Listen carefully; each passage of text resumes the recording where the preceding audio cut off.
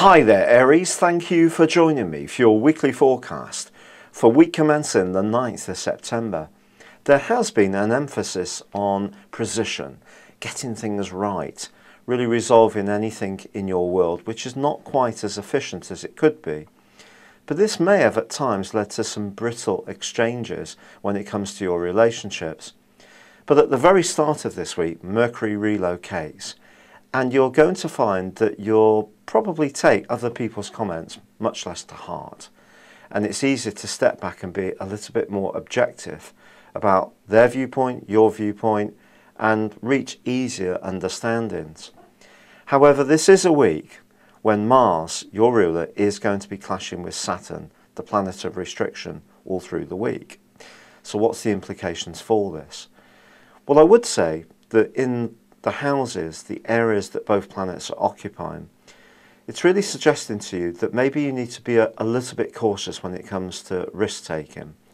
Your nature is to get a gut feeling to do something and you'll do it in the blink of an eye. And often this works out marvellously well for you. Other people take a lot longer to ponder things and sometimes the opportunity's gone whilst you're already in there capitalising.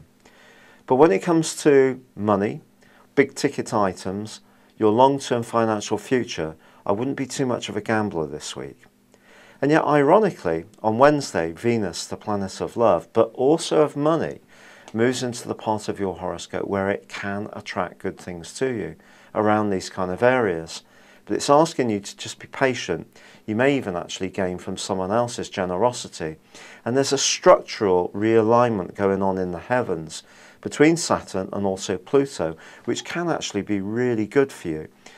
It's asking you to be patient about changes.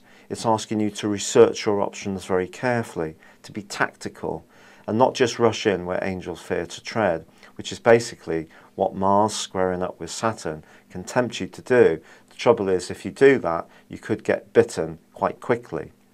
Now, once Venus does move, it also connects quite beautifully in the second half of this week with Neptune, the planet of dreams.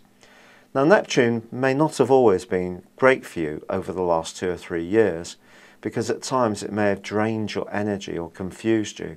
But in this particular alliance, it's possible that you could encounter someone who has a very profound effect on your senses, on the psyche you have, and especially around a romantic situation.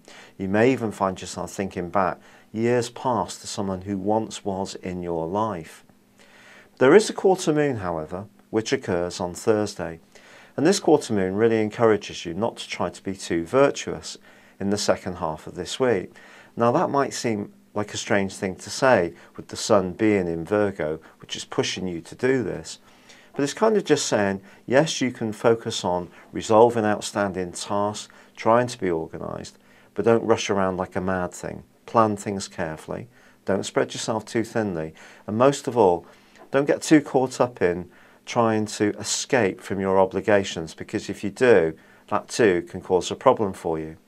Now, in the latter part of this week, the last 2 days, Mercury has moved on in Libra and then is facing back across the heavens towards Uranus in your sign. This suggests that there could be some electric connections or conversations that go on that could be extremely exciting. But whether, if someone comes into your life, they're going to stick around for very long, well, that's another matter. It's been a real pleasure being with you. Thank you for joining me. Good luck and goodbye for now.